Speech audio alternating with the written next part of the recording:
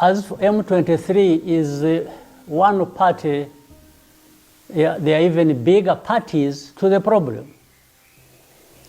Do you want me to sympathize with the Kinshasa government that is actually the root cause of all these problems, or behind these problems we have today?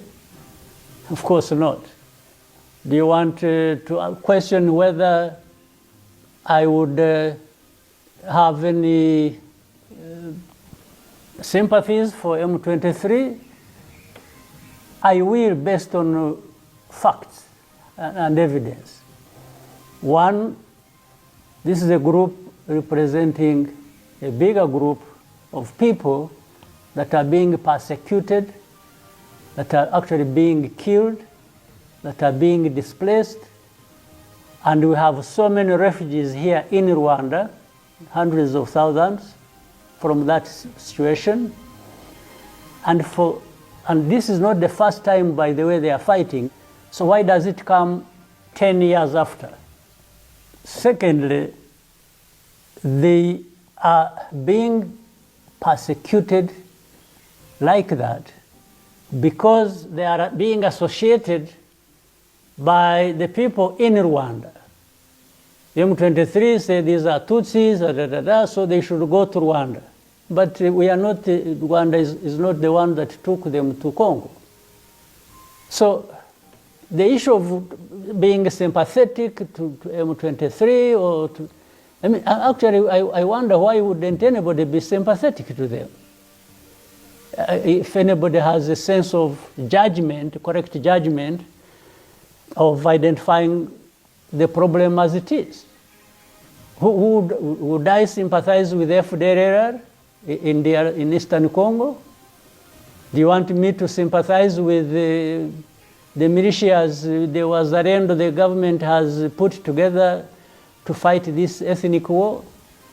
Do you want me to sympathize with the Burundi that has entered this conflict on ethnic basis, that is also involved with the government in persecuting these people, or fighting them, or killing them? Not a responsibility for Rwanda, because in our defensive measures, as we call it, there is no such a responsibility.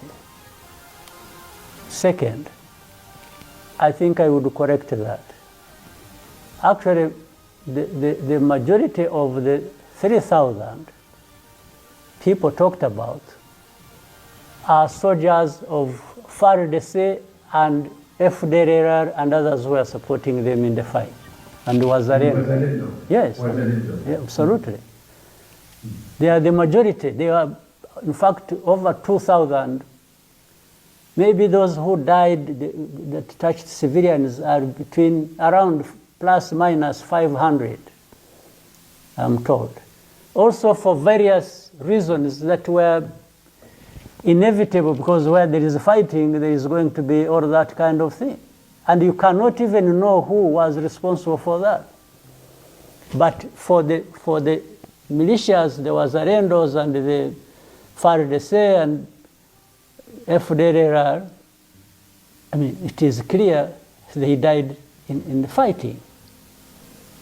So you want to hold the people, or anybody, whether it is Rwanda or anybody else, accountable for having killed the enemies that were fighting them. I don't understand the logic.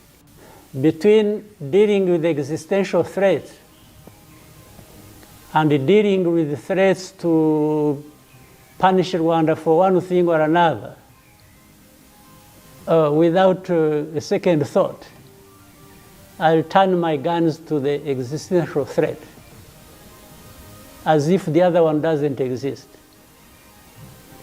We are not dealing with a situation that is new to us. We have faced existential threats for years. We had the worst tragedy in '94. You really come to me and start threatening threats for defending myself, threatening sanctions because I'm defending myself, and you think I have any iota of fear for that? You know, I gave an example during our last 30th commemoration in my speech. I told people how an old woman, during the genocide, before they killed her, the killers asked her to choose how she was going to be killed. And the answer to them was to spit in their face. That's what this old woman did. So you can imagine how much I'm going to spit in the face of anyone who tells me to choose between which death I should face. A government that actually has not been elected, be it the first time or the second time. And the only thing they do is to persecute people or cause more chaos or just take everything for such a big country and with all kinds of resources, human and otherwise, just for a small group of people. And they don't not only take everything by themselves, but they end up working against the rest, tens of millions of people. So why wouldn't, if anybody came up and questioned it, why would I have a problem with that?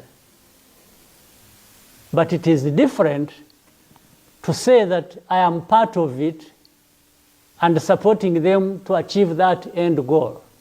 No, even if they would be right, like I'm saying, because of these questions that are raised all the time,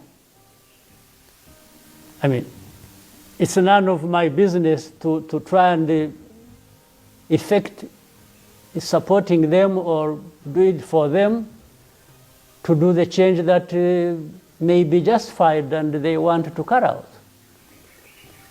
Here we are really mixing up things.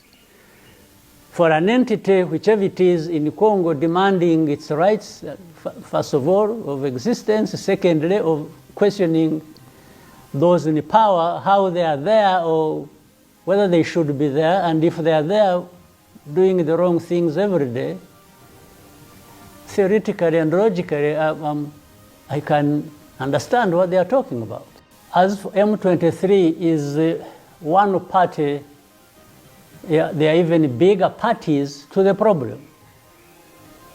Do you want me to sympathize with the Kinshasa government that is actually the root cause of all these problems or behind these problems we have today? Of course not. Do you want to question whether I would have any sympathies for M23? I will, based on facts and evidence. One, this is a group representing a bigger group of people that are being persecuted, that are actually being killed, that are being displaced.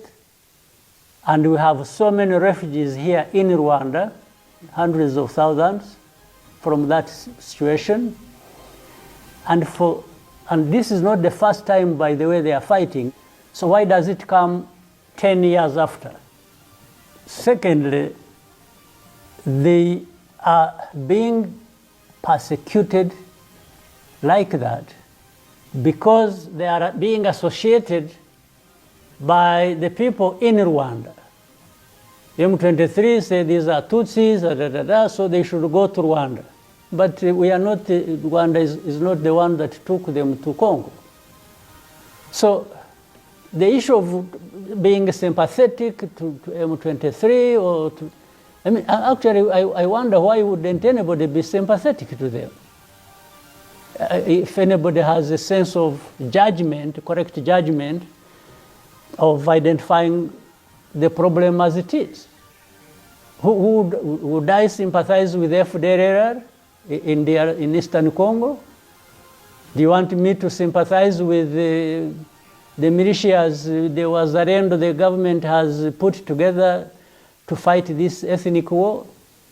Do you want me to sympathize with the Burundi that has entered this conflict on ethnic basis, that is also involved with the government in persecuting these people, or fighting them, or killing them?